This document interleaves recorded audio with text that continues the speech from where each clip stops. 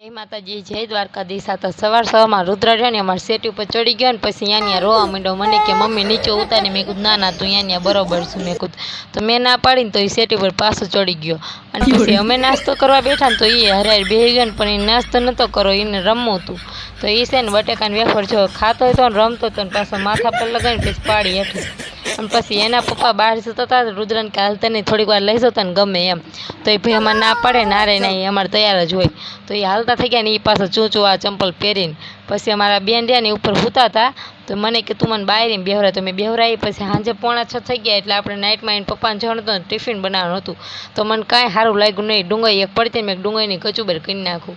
તો પછી મેં ડુંગળી સુધારી નાખી અને કચુબર મસ્ત મજાની બનાવી નાખી. અને પછી તો એને પપ્પા જમીન વહી ગયા ઓફિસે. તો એ ઓફિસે વહી ગયા એટલે પછી આપણે દૂધ ગરમ મૂકી દીધું રુદ્ર હાટું. અને પછી તો અંદર આવીને જોયું તો અમારા બેન તો ગાડલામાં સૂતા હતા અને આમાં રુદ્ર રહ્યો ને તો પાછો બહાર બેઠો હતો.